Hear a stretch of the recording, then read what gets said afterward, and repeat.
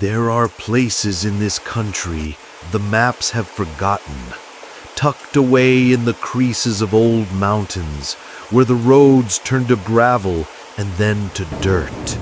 Hollow Creek was one of those places. When I first arrived, I thought its silence was peace. I was wrong. It was waiting. My name is Daniel. Back in '78, I was a man who believed in logic, in lesson plans, and in the bright, unshakable future of the nation. I was a teacher, fresh from the city, filled with the kind of earnest confidence that only the young and untested can possess. Ghosts, spirits, the things that go bump in the night, they were just stories, the rustling leaves of superstition left over from a less enlightened time. I see the irony in that now. Hindsight is a cruel teacher. My wife, Clara, and I came to Hollow Creek to escape the noise and the grime of the city, or so I told myself. The truth is, it was the only teaching position I could find. The town bought us a house, or rather, sold it to us for a pittance. A 2-story relic of a farmhouse that had been empty for years, slumped by a creek that gave the hollow its name. The local elder who sold it to us, a man named Abernathy with a smile that never quite reached his eyes, called it a real fixer-upper. He wasn't wrong. The roof sagged like a tired old man, and the porch steps groaned in protest under my weight. We spent the first week trying to beat back the wilderness. I was on the roof, patching a leak, when a gravelly voice called out from below. "Best get that done before sundown, son." I looked down to see a man leaning against the ancient oak tree that dominated our yard. He was wiry and weathered, his face a road map of wrinkles. He held a bottle of beer in one hand and a couple of plucked, uncooked chicken legs in the other. This was Silas, our nearest neighbor. "Just a few more shingles," I called down, smiling. "Should be fine." I climbed down the ladder, wiping sweat from my brow. "Silas, right?" "Daniel." "I know who you are," he said, not unkindly. He took a long pull from his beer. "Heard the city teacher was moving in. Your wife, Clara, she's at the old mill, right? Helping with a rush order?" "That's her," I said. "A hard worker." He grunted, his eyes scanning the darkening woods around us.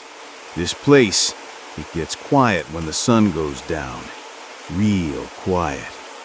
Folks round here, they keep to themselves after dark. You'd be wise to do the same. I chuckled, a bit dismissively. We're not much for nightlife, Silas. Just looking for some peace and quiet. His gaze fixed on me, and for the first time, I felt a genuine chill despite the humid summer air. "It ain't about peace, son," he said, his voice dropping to a near whisper. "It's about what walks in the quiet." He looked around nervously, as if the trees themselves were listening. This town, it's crowded, just not with the living. I must have looked at him like he was crazy, because he just shook his head, a sad smile playing on his lips. "You're an educated man. I get it. You believe what you can see and touch." He took another swig of beer. "Just be careful, especially on that road your wife takes home from the mill, the one that passes the old banyan tree by the cemetery. Nothing good happens there after dusk." I offered a polite, non-committal nod. A banyan tree? Here in Appalachia? It must have been a local name for some old oak. The man was clearly steeped in local superstition, the kind of folk tales that fester in isolated places. I thanked him for the neighborly advice, and he ambled off, disappearing behind a thicket of thorns as the last sliver of sun vanished behind the ridge. Inside, the house felt cold. I set the table for 2 and waited. 7 o'clock came and went, then 8. The woods outside had fallen utterly silent. Not a cricket, not a frog, nothing. The quiet he'd spoken of wasn't peaceful. It was heavy, suffocating. A knot of unease began to tighten in my stomach. It was just a late order at the mill, I told myself. But Silas's words echoed in my head. Nothing good happens there after dusk. Finally, around 9, I heard the crunch of gravel as Clara pushed her bicycle into the yard. A wave of relief washed over me as I rushed to the door. "Clara," I said, helping her with the bolts of fabric she carried. I was getting worried. What happened? "Just a rush order at the mill," she answered, her voice heavy with fatigue. "Had to stay and help." I helped her with the bolts of fabric she carried, my hand brushing against hers. It was ice cold. As we stepped inside, I tried to keep my voice casual. "Did you run into anything on the road back? Anything strange?" She stopped, turning to look at me. Her face was pale in the lamplight. She didn't mock the question. That's what scared me the most. "What do you mean, Daniel?" Silas was over, I explained, forcing a laugh, telling me ghost stories about the old cemetery road. Clara didn't laugh. She just stood there, her eyes wide with a fear that looked far too real. "Just lock the door, Daniel, and don't look out the windows after dark." The next morning, I dressed in my best, a short-sleeved button-down shirt and pressed trousers. It was my first day as the teacher of Hollow Creek. I knew the school wouldn't be like the brick-and-mortar institutions of the city, but I was a man on a mission. The first step in pushing back the darkness of ignorance is to light the lamp of knowledge. That's what I believed. That's what I told myself as I walked into the one-room schoolhouse. The place was less of a school and more of a barn that had forgotten its purpose. It smelled of dust and decay. 5 or 6 mismatched sets of tables and chairs were arranged before a battered blackboard. Spiders had been the only students here for a long time. This wouldn't do. For the next hour I worked, scrubbing away the grime, wiping down the desks, and chasing away the 8-legged residents. Behind the school was a small, overgrown yard and a deep well, its mouth sealed shut with a heavy wooden lid. I made a mental note to warn the children away from it. Just as I finished, the first student arrived. It was Mr. Abernathy, leading a boy by the hand who was the spitting image of his father, right down to the smug set of his jaw. The boy, maybe 8 or 9, was clutching a lollipop. "Teacher," Abernathy boomed, his voice unnaturally loud in the small space. "Thought I'd bring young Caleb by myself. See that you get him started right. This boy is going to leave this valley, go places, needs a firm hand." I crouched down to the boy's level. "Hello, Caleb. I'm Mr. Daniel. Welcome to class." The boy just glared at me and sneered. "You look short," he said, before turning his attention back to his candy. I smiled, though it felt tight on my face. A product of privilege, even out here. I could handle him. Over the next half hour, nearly 20 other children shuffled in, sent by parents who saw the state-sponsored education as a free, if questionable, opportunity. They were shy, curious, and their faces held the hope that I had come here to nurture. The morning went as well as could be expected. We worked on letters and numbers. But during the lunch break, as the children sat outside eating their simple meals of bread and apples, I overheard a conversation that made the hair on my arms stand up. "My pa said the ghost of the weeping willow got Mr. Hemlock," one boy whispered, his eyes wide. Mr. Hemlock was the pig farmer from the next valley over.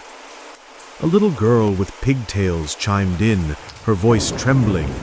"My grandma told me, said he stopped to rest his horse under the big tree, the one by the boneyard, and it took his mind. He's just sitting at home now, staring at the wall. won't eat, won't talk. It's 'cause he was out after dark, another boy added sagely. The willow man catches you if you're out after dark. I couldn't let this stand. This was the very superstition I was here to combat. I walked over to the group, keeping my voice gentle. Who told you these stories about a willow man? A dozen fingers pointed at once. My pa, my grandma. Everyone knows. It was a communal delusion, a folk tale spun to scare children into behaving, but the fear in their eyes was genuine. On the walk home that afternoon, my mind was troubled. It was one thing for an old man like Silas to spin yarns, but it was another for those fears to be poisoning the minds of children. I passed Silas' house and saw him in his yard, mending a fishing net. "Afternoon, Silas," I called out. He looked up, shielding his eyes from the sun.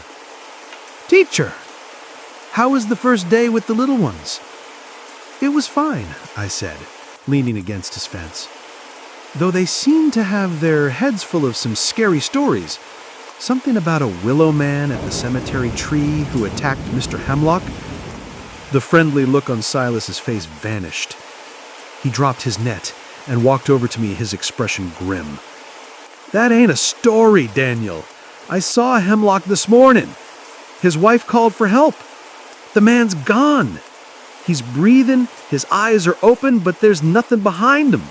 Just sits there, rocking back and forth, mumbling about roots in his head and a shadow that drinks the light." The man could have had a stroke, Silas, I argued, my voice sounding weaker than I intended. There are a dozen logical explanations. Was it a stroke that left marks like little black vines on his neck? Silas shot back, his voice low and intense. Was it a stroke that made his horse go mad, kicking down its own stall door to escape? That tree, it's a wrong place. The soil there ain't right. It feeds on things. You think you're smart, and maybe you are, but some things are older than books and smarter than men. He turned and walked back to his work, leaving me standing by the fence. I felt a surge of frustration, not just at him, but at the whole town. This wasn't just folklore, it was a sickness, a mass hysteria that was choking the life out of this place. I couldn't let it go. I was a teacher. My job was to replace fear and superstition with facts and reason, and there was only one way to do that. Tomorrow was Saturday. I wasn't teaching. I was going to that tree. I was going to sit under it right in the middle of the day and prove to myself and to anyone who was watching that it was just a tree. That Saturday, an oppressive heat settled over the hollow. After a tense, quiet breakfast, I put on my hat. Clara stood by the door, twisting a dish towel in her hands. "You don't have to go, Daniel," she said, her voice small. "Please, just leave it alone." "It's the middle of the day, Clara," I said, trying to sound more confident than I felt. "Sunshine is the best disinfectant, right? I'm just going to prove to myself that it's just a tree." I saw the fear in her eyes, the same fear I'd seen in the children, in Silas. It angered me. This town was sick with it, and I felt like I was the only physician. The walk to the cemetery was quiet and lonely. The path wound away from the main road, and the air grew still. Soon, I saw it. The locals called it a weeping willow, but it was unlike any I had ever seen. It was colossal, ancient, a Goliath of wood and leaves whose branches drooped all the way to the ground, creating a shadowy curtain around its trunk. It stood guard just outside the cemetery gates, its shadow falling across the first few rows of crooked headstones. I pushed through the heavy, leafy branches and stepped into the space beneath. An immediate, unnatural chill washed over me. The oppressive summer heat was gone, replaced by a damp cold that felt like it came from deep within the earth. It was at least 20 degrees cooler in here. I looked up. The canopy was so thick that the midday sun was just a series of fractured, green-tinted glimmers.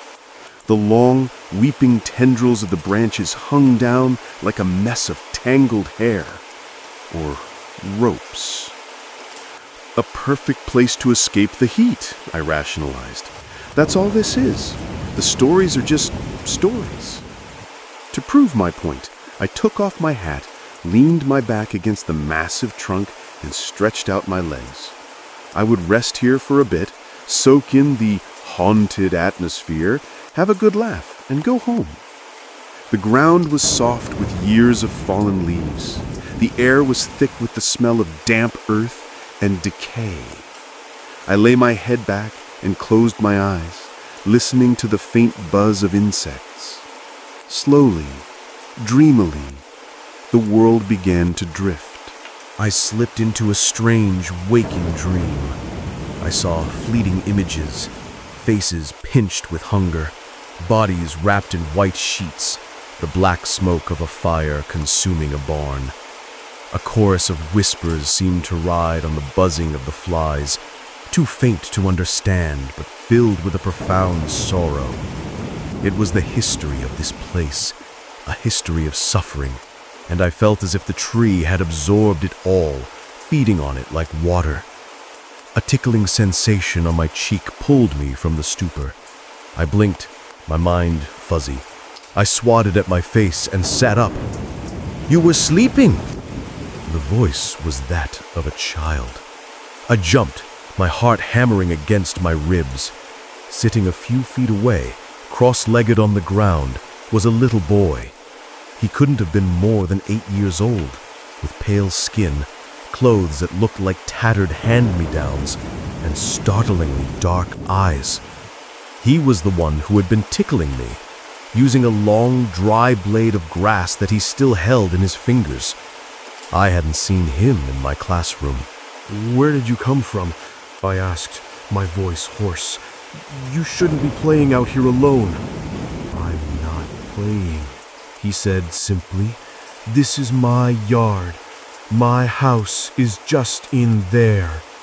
He pointed with the blade of grass past the rusted cemetery gates and into the forest of tilting headstones. My teacher instincts kicked in, overriding the last vestiges of my dream-induced fear. This boy's family must be the caretakers, living in some shack on the grounds. The poverty in this hollow was deeper than I'd imagined. "Your house is in the cemetery?" I asked, standing up and dusting myself off. He nodded. "Do you want to see it?" Something about his flat, emotionless tone was deeply unsettling, but I saw a child who wasn't in my school, a child who needed to be. This was my chance, my duty. I'd talk to his parents about enrollment. "All right," I said. "Lead the way." He got up and walked through the gates, and I followed. The further we went, the colder it got. The buzzing of the insects faded away, replaced by the same heavy, suffocating silence I'd felt in my house at night. We passed rows of weathered stones, their names and dates erased by a century of wind and rain. "Is it much further?" I asked, my unease growing. The boy didn't answer. He just kept walking. Finally, he stopped in a far corner of the cemetery, a section that was even more neglected and wild than the rest. He stopped before a sunken patch of earth, a place where a grave had collapsed in on itself, leaving a shallow, rectangular depression in the ground. There were no flowers, there was no headstone, there was no house. I looked around, confused. Where is your house?" The boy turned to me. For the first time, a smile touched his lips, but it was a cold, thin, terrible thing. He pointed down at the sunken patch of earth. "This is it," he whispered, his voice no longer that of a child, but a dry, rustling echo. This is my home. My mother and father are here too. We've been waiting for someone new to come and play. For a second, my logical mind scrambled for an explanation. It was a prank, a cruel, elaborate joke. But the cold that radiated from the boy was no joke. It was a tomb-like cold, and it intensified as his smile stretched impossibly wide, splitting his pale face from ear to ear. His eyes dissolved into pits of absolute blackness.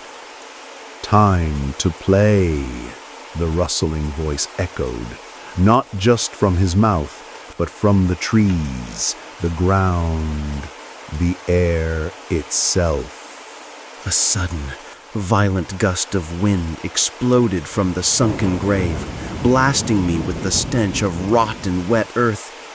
I stumbled back, my heart seizing in my chest, and then I saw them. The soil in the depression began to churn, and hands, dozens of them, pale and formed from the damp clay and tangled roots, erupted from the ground. They weren't hands of flesh and bone, but of the soil itself, and they clawed their way into the air, writhing blindly.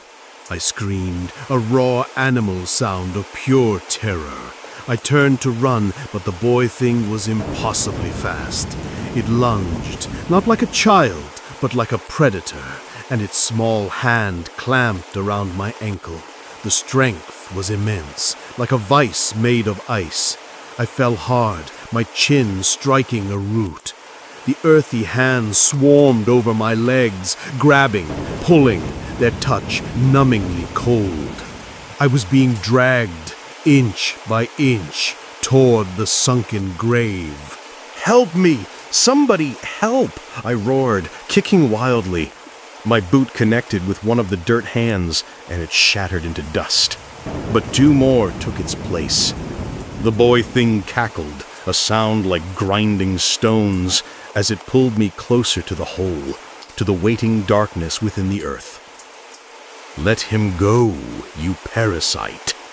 A new voice, sharp and authoritative, cut through the chaos. A figure emerged from the trees. An older man, tall and lean, with a wild mane of white hair and piercing blue eyes. He wore a simple tweed jacket, and in his hand he held not a weapon, but a small leather pouch. It was Elias, the reclusive scholar Clara had told me about, the man who lived in the old library at the edge of town. The boy thing hissed, turning its black eyes toward the intruder. Elias didn't hesitate. With a flick of his wrist, he threw the contents of the pouch, a cloud of coarse white crystals, directly at the creature. The moment the salt struck it, the thing shrieked, a high-pitched sound that vibrated in my bones. Its form flickered like a faulty television screen. The hand on my ankle loosened, its grip turning brittle. I scrambled away on my hands and knees, gasping for breath, as Silas and another man I recognized from the village rushed out from behind Elias. Silas brandished a heavy iron tire iron. The creature gave one last hateful glare, its form dissolving completely into a swirl of dead leaves and dust before vanishing back into the sunken grave. The hands of soil crumbled, becoming nothing more than damp earth once again. I was alive. I was shaking uncontrollably, my clothes caked in dirt. Silas helped me to my feet. "Easy now, son. Easy. You're safe." Clara had gone to them. When I hadn't returned, her fear had finally overwhelmed her, and she had run to the one person in town she thought might understand, Elias.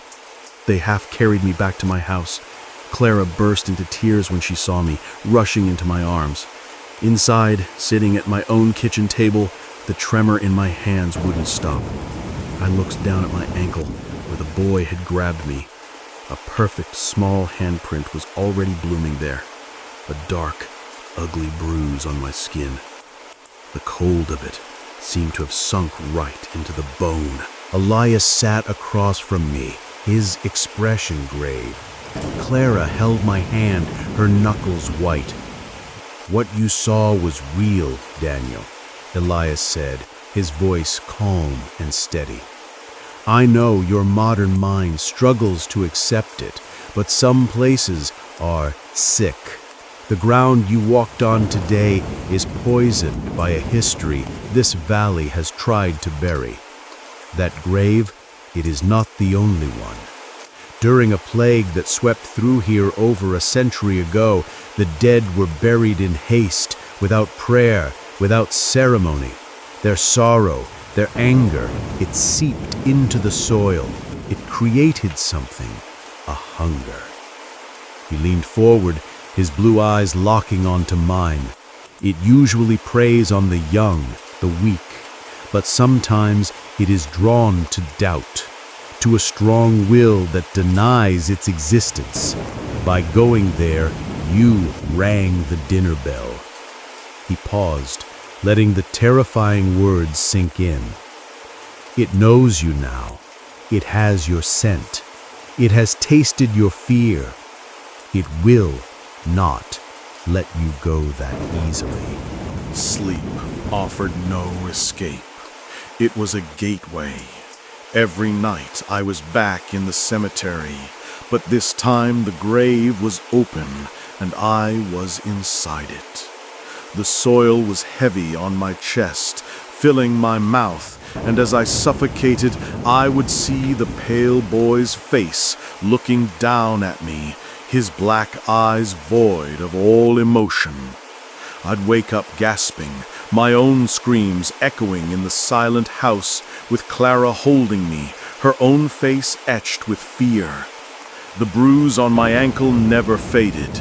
It remained a cold, dark stain on my skin.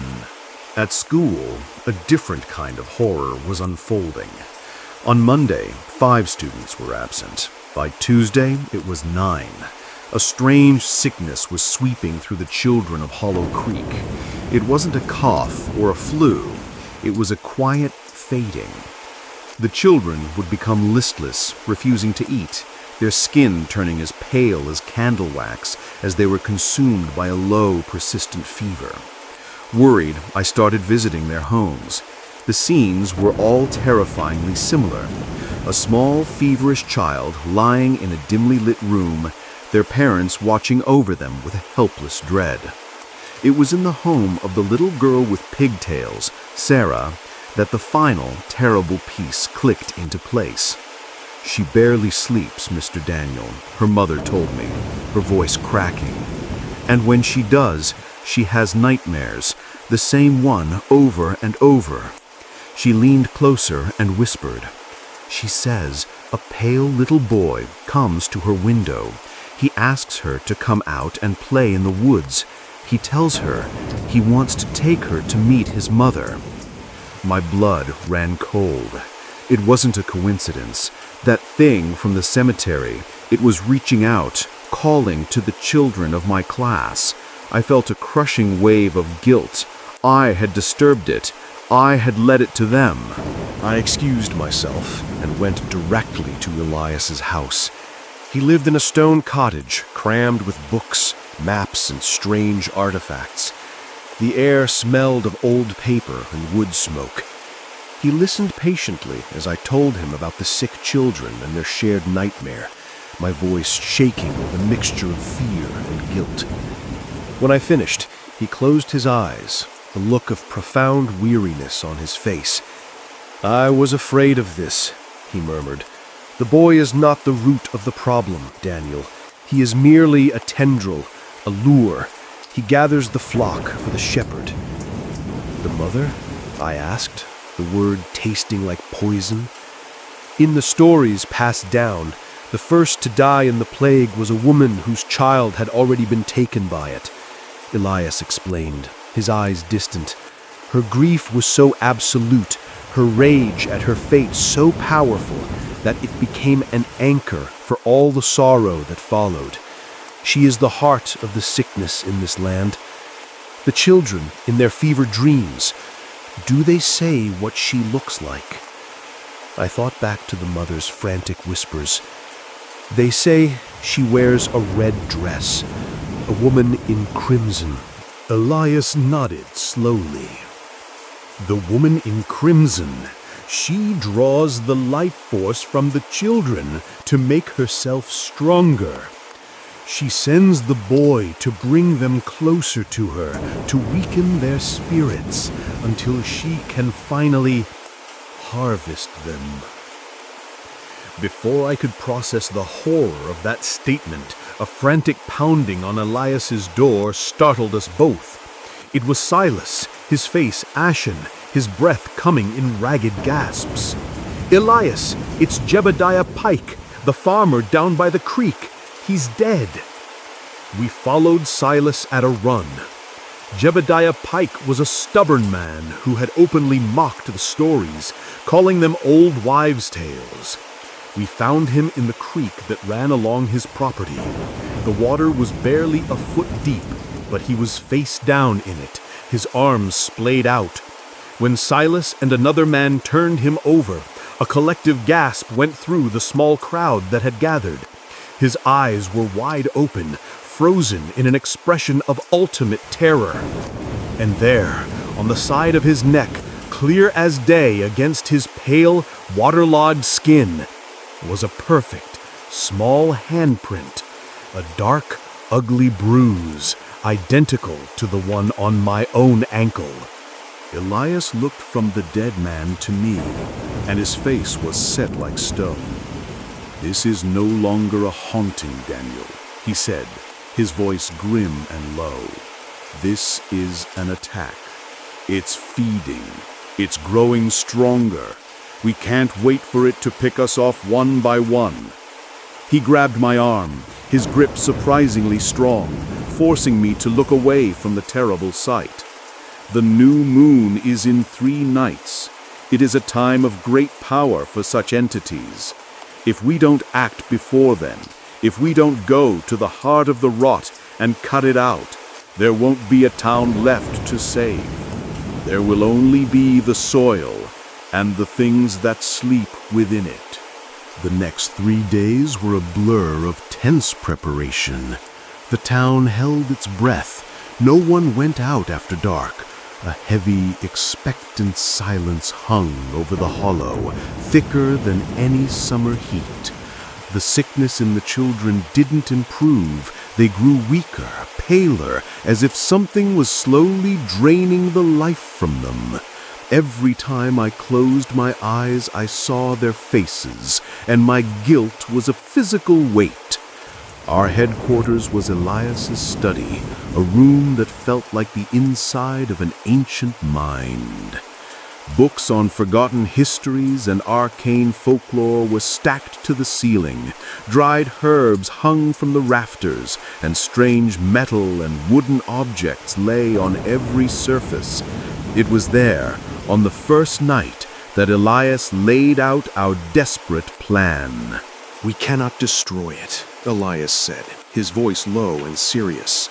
The "we" included myself, Silas, and 2 other grim-faced men from the town whose children were among the sickest. "It is part of the land now, but we can reinforce the barrier. We can seal the well from which this poison springs. We will perform a binding." The plan was rooted not in prayer, but in the earth itself. We would need 5 stakes of cold iron forged by Silas in his workshop to be driven into the ground at key points around the sunken graves, the cardinal points and the center. Iron, Elias explained, is anathema to the spirits of the earth. We would connect the stakes with a rope of salt, creating a fence the spirits could not cross. "The final piece is the seal," Elias continued, looking directly at me. "A large stone, taken from the creek bed, must be placed over the main grave, the one that called to you. And it must be placed by someone the entity has already touched, someone it recognizes." My blood ran cold. "Me!" "It will be drawn to you, Daniel," Elias said, his gaze unwavering. "It will focus on you. That will give the others the time they need to drive the stakes and close the circle. You will be the bait. I returned home that night with the weight of the world on my shoulders. I told Clara everything. I expected tears, pleading. Instead, she listened with a quiet strength that shamed my own fear. When I finished, she simply nodded. I knew it would come to this, she said, her voice steady. I knew you wouldn't run. She went to our bedroom and came back with the small wooden cross her mother had given her. The men in my family carried this in the war, she said, pressing it into my hand. It's not magic. It's just a reminder that you are loved and you have a home to come back to. I closed my hand around it, the wood worn smooth by worried hands. In that moment, I wasn't an educated man from the city or a reluctant ghost hunter.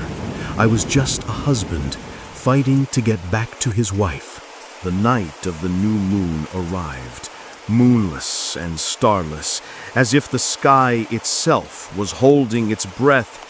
Our small band of 5 met at the edge of the woods.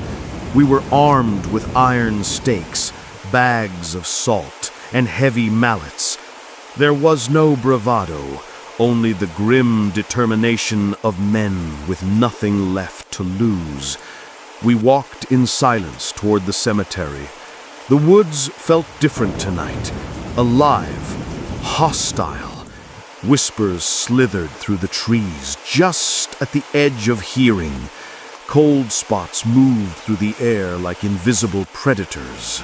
As we reached the rusted gates, a thick, foul-smelling mist was pouring out, clinging to the ground like a shroud. Inside, the cemetery was transformed. The air was frigid, and the silence was absolute.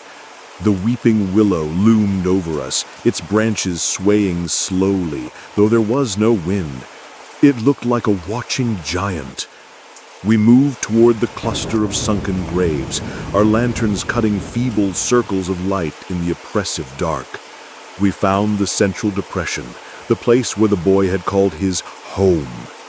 Elias directed the other men to their positions, forming a wide circle.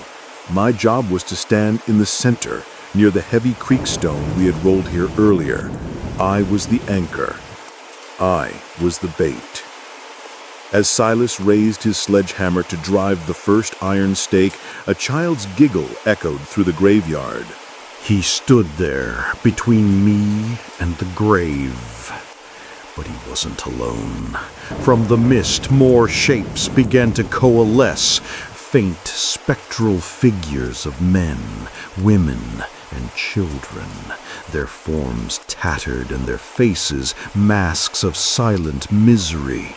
The air filled with the sound of weeping, a chorus of despair that clawed at our sanity.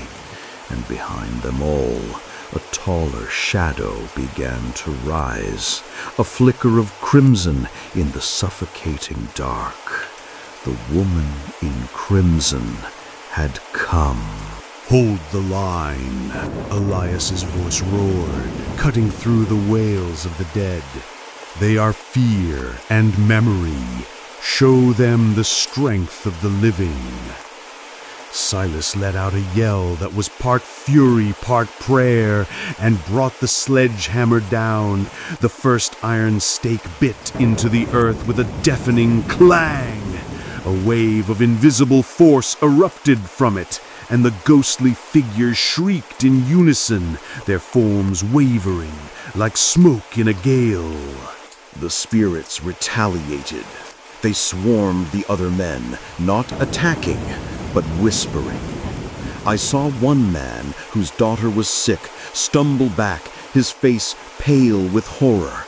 "No, Sarah," he whimpered, staring at a phantom only he could see. "It's a lie," Elias bellowed, throwing a pinch of salt toward the man. "An echo to break your will. Focus." The ghost boy darted towards me, his feet not touching the ground. "You promised you'd play," he hissed, his voice filled with a chilling petulance. "You promised you'd stay with us forever." He reached for me, but stopped short of the small circle of salt Elias had made me stand in. Meanwhile, the other men fought their own battles. With every swing of the hammer, another stake was driven deeper, and with every stake, the wailing grew louder. The air grew colder, and the mist thrashed like a dying animal. 3 stakes were in, then 4. The salt circle was nearly complete. Seeing her power waning, the woman in crimson moved. She glided through the lesser spirits, a figure of pure sorrow and rage, and came to a stop just beyond my salt circle. She turned her shadowed face to me. I felt it then, a wave of despair so profound it buckled my knees. A century of grief, of rage, of a mother's loss, of a lonely cold death. It flooded my mind, seeking to drown my own will. I saw images of Clara, her face pale and still, of my schoolhouse burning, of every failure and fear I'd ever had. The cross in my hand felt useless, a sliver of wood against an ocean of pain. "You are nothing," a voice that was not a voice echoed in my soul. "You are just another life to be forgotten by the soil." My resolve crumbled. The hammer in Silas's hand faltered. The entity was winning. But then, through the crushing despair, I felt the worn, smooth wood of the cross. I didn't think of God or heaven. I thought of Clara's hands pressing it into mine. I thought of her waiting for me at home, of the life we were trying to build. I thought of the children lying in their beds, waiting for the sun. No, I whispered, opening my eyes. I looked at the towering shadow of grief before me. You are the past. I am fighting for the future. As if my words were a signal, Silas roared and drove the final stake home. The circle was complete. The woman in crimson threw her head back and let out a silent, soul-shattering scream. All the spirits were drawn toward her, collapsing into her form like iron filings to a magnet. "Daniel, now!" Elias screamed. "Seal the well!" Snapping out of my trance, I lunged for the heavy creekstone. Silas was there with me, and together we put our shoulders into it. The stone was impossibly heavy, but fueled by adrenaline and terror, we heaved it forward. The boy thing lunged one last time, its fingers outstretched, but they dissolved into dust inches from my face. With a final, desperate shove, we pushed the stone over the sunken depression. It landed with a deep, final thud that shook the very ground. For a moment, all was silent. Then a blast of wind erupted from beneath the stone, a gale of spectral energy that howled through the cemetery, tearing leaves from the trees. It was a final, dying breath. And then it was over. The mist was gone, the wailing had stopped. The air, while still cold, was clean. The cemetery was just a cemetery again. We stood there, 5 men, panting, covered in dirt and sweat, surrounded by the quiet dead who were finally, truly at rest. As the first hint of dawn painted the eastern sky gray, we walked out of that place, leaving the iron and the stone to stand their silent watch. When I got home, Clara was asleep in a chair by the door, the lamp still on. I touched her shoulder, and she woke with a start, throwing her arms around me. We didn't speak. We didn't need to. The children of Hollow Creek recovered. The fevers broke. The color returned to their cheeks. The town slowly exhaled the breath it had been holding. The story of what we did that night became another of the town's whispers, another piece of folklore. But we knew the truth. We stayed, I taught the children. Clara mended the town's clothes, and we became part of the hollow's rhythm. I never lost the chill in my bones from that night, but I was no longer the man who had first arrived.